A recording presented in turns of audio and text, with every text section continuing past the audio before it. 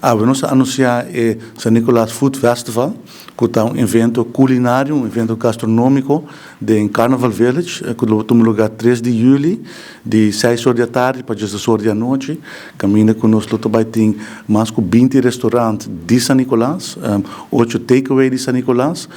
junto em Carnaval Village, oferecendo comida para a comunidade de Aruba, de um evento gastronômico, um evento que nos quer para a comunidade bem junto, não somente de Pariba de Brugge e San Nicolás, mas também o resto de Aruba. Espero também que o Porto conte com a presença de turismo, que o Porto bem aqui e cozinha de San Nicolás tem para oferecer, desde refineria,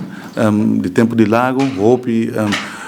país na região abimbiba de país na região abimbiba na Aruba, se Aruba na casa, na queda e na trece também na cozinha, e cozinha é a bira é parte de lo qual San Nicolás tem para oferecer na diversidade de comida, de gastronomia. E aqui está um intento para donar o resto da comunidade também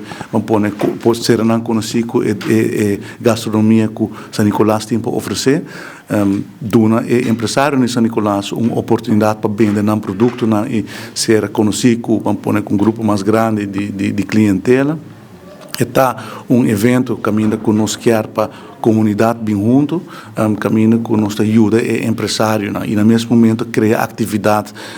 em San Nicolás. Para nós é importante para o empresário de San Nicolás tá forte para não ter oportunidade econômica e também para criar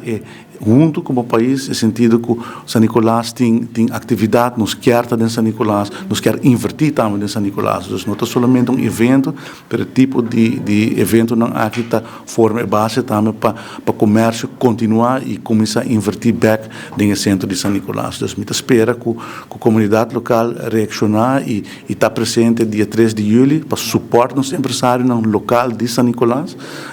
Vai ter diferentes mesas, que você sinta como tranquilo com a família, vai ter música, uma noite ameno e também uma noite diferente, que a por conhecer comida que quizás o restaurante que não conhecer normalmente, nós vai ter esse tour junto para a comunidade de Aruba.